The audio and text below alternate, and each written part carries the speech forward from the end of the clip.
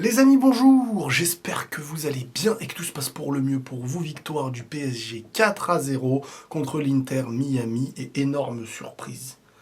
Énorme surprise, personne n'imaginait Paris pouvoir battre le 11 de Miami en fait. Inimaginable. Non, je rigole. Les amis, j'espère que vous vous portez bien. On est sur un match où on va se positionner avant le match. T'es le PSG, t'as tout gagné pour l'instant, t'es la meilleure équipe du monde pour moi. Tu prends la Ligue des Champions, t'as un collectif et un coach avec une mise en avant exceptionnelle parce que c'est totalement mérité. Et là tu vas jouer en huitième de finale, dans une compétition où tu as perdu un match en phase de groupe, et chose, comme je vous l'avais dit, qui arrive, ça m'aurait impressionné si c'était une défaite dans un huitième, dans un quart, comme un match comme aujourd'hui, perdre dans un moment comme ça, là on pourrait se dire, ah ouais quand même, et même une défaite ne nous ferait pas dire que, en fait, on n'aurait rien à dire de mal sur ce PSG. On va l'analyser, mais même s'ils perdent aujourd'hui un match après avoir fait la saison qu'ils font, c'est la fatigue, c'est l'enchaînement, c'est à un moment donné, tu as le droit de perdre, et pourtant, ils avaient tout à perdre.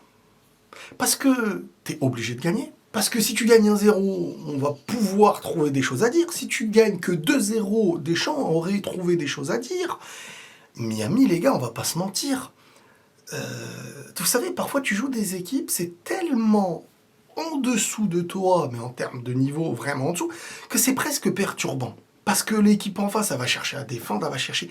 Et en fait, tu te retrouves dans une position où tu ne peux pas jouer à fond, parce que tu n'auras jamais l'état d'esprit comme si tu jouais une finale de Ligue des Champions quand tu joues une équipe qui a plus qu'un niveau de championnat en dessous de toi. Et pourtant, comme je dis, t'as tout à perdre. En face, t'as Lionel Messi, donc t'as les médias, qui vont parler, qui vont être présents. Je veux dire, Lionel Messi qui joue contre son ancien club, avec tout ce qui se dit, avec tout ce qui... Forcément, tu te dis, hey, les gars, si le PSG perd contre Messi, machin, c'est un petit peu presque à un niveau moindre si le PSG affronte le Real avec Mbappé, quoi. Quand je dis à niveau moindre, c'est dans le sens où Messi, c'est pas la même histoire au PSG qu'Mbappé, mais c'est pas la même colère aussi des supporters vis-à-vis d'Mbappé, et c'est pas la même rivalité dans le sens où tu joues le Miami, Messi qui perd, 39 ans, je sais plus quel âge, tu t'attends pas à ce que Messi porte Miami, hein. Le Messi actuellement aura quand même besoin d'une équipe qui autour de lui est amenée à courir, parce qu'on sait que Messi c'est le joueur qui va courir un peu avec le ballon, mais sans le ballon, voilà, il faut que le ballon lui vienne pour ensuite offrir des choses à un collectif. Miami, les gars, les mecs, Messi et compagnie, ils sont partis là-bas pour vivre leur retraite entre copains. La retraite entre copains. Tu te retrouves d'une retraite entre copains en invitation à une Coupe du Monde des clubs en jouant la meilleure équipe du monde. Ils ont perdu un plus petit score que l'Inter en finale de Ligue des Champions. En vrai, non. Plus sérieusement, c'est le match où, pareil, tu te dis, est-ce que c'est un match où ils vont le prendre au sérieux? Est-ce que c'est un match où... Et moi, c'est ça qui m'impressionne chez ce PSG. J'aurais pu ne pas faire de vidéo parce que, en soi, il n'y avait pas énormément de suspense. Pour le pari avec l'immigré parisien qu'on fait sur sa chaîne, hein, pour ceux qui n'ont pas vu, il y a la vidéo là-bas sur sa chaîne, les pronostics des huitièmes qu'on a fait ensemble. Je dis Miami, mais on sait tous très bien que Paris a de grosses, fortes chances de passer à... Voilà, mais moi je suis un joueur, quoi. Face au vautour, il faut un petit peu d'enjeu, parce que si je comptais sur Yanis, vous savez très bien, les gars.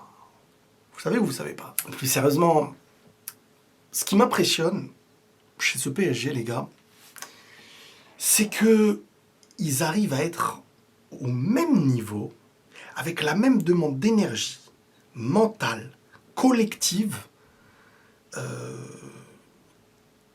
dans un aspect comme si c'était un match sérieux.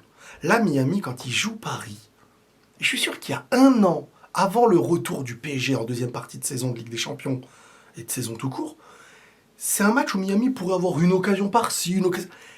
Paris, là, ils sont réglés. Tu vois, quand tu règles quelque chose à la perfection.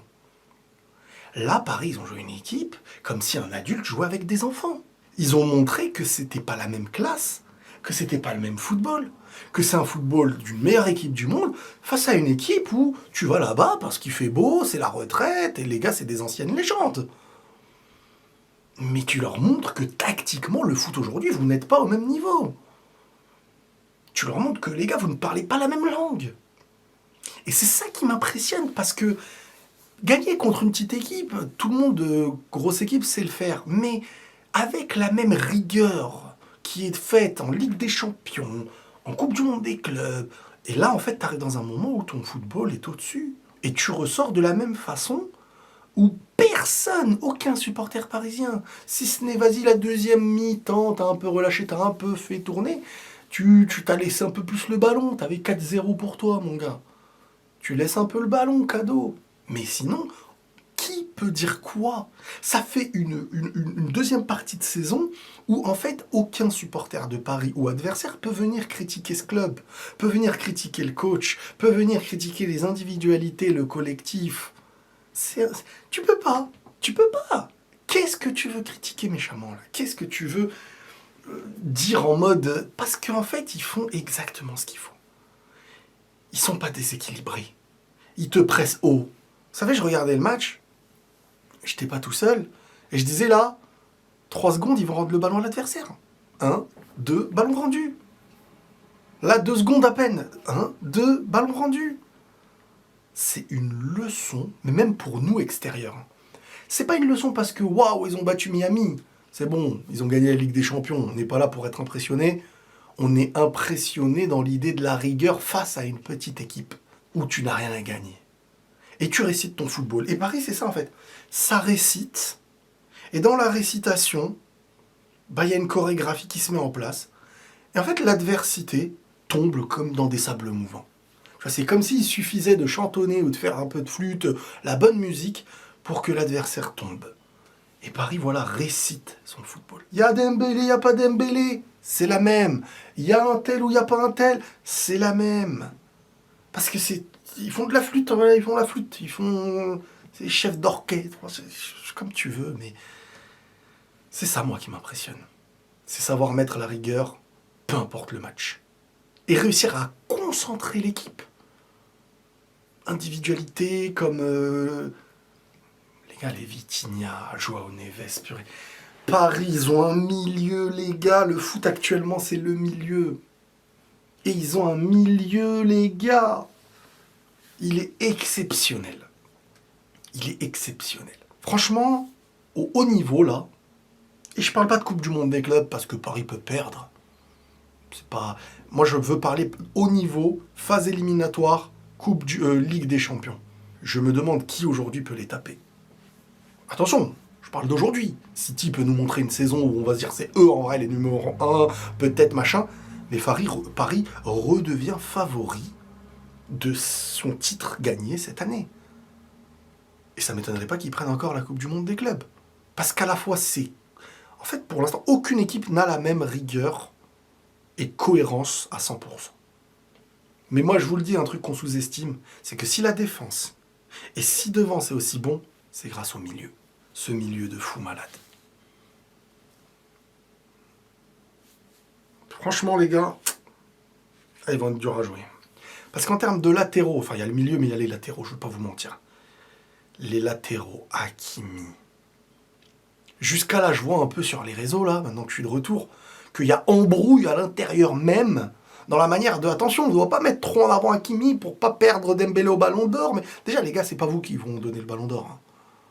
C'est pas vous, donc mettez en avant Hakimi aussi, les gars, si vous voulez, il n'y a pas de galère. Ça y est, c'est sur une saison. Avoir ce débat est déjà un problème. Un Ballon d'Or, il ressort pas sur l'idée de attention, on ne doit pas mettre en avant lui ou pas. Ça se fait tout seul. C'est là où pour moi, il y a déjà un petit échec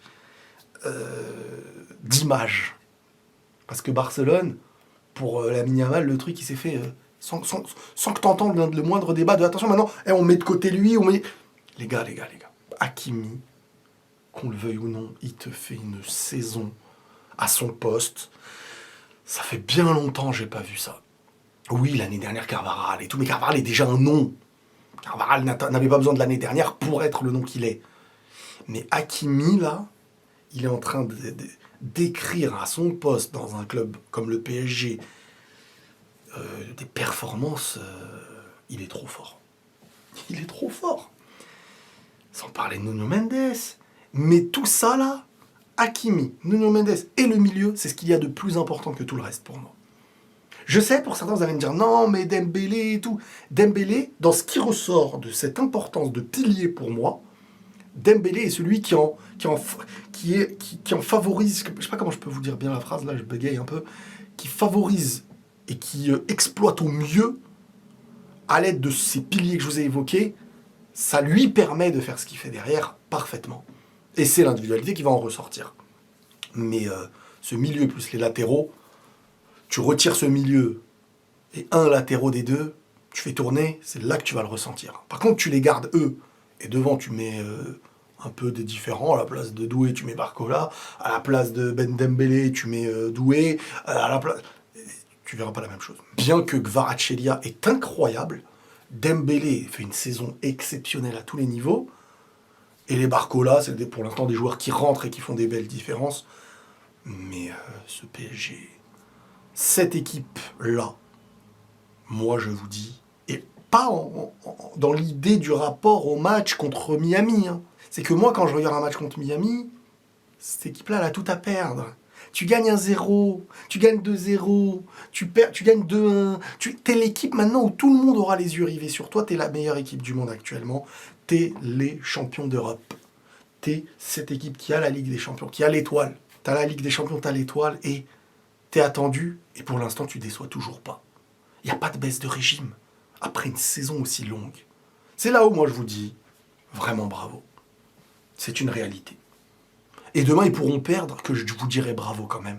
Parce que là, vous êtes encore sur la suite d'un rajout d'une saison, de je sais pas quoi. Vous avez le droit à l'erreur. Mais pour l'instant, vous ne faites pas d'erreur. Après, les gars, je pourrais revenir très rapidement sur Lionel Messi. Ah, Lionel Messi, qui es-tu vraiment? Lionel Messi, les gars, c'est la légende, c'est le monstre.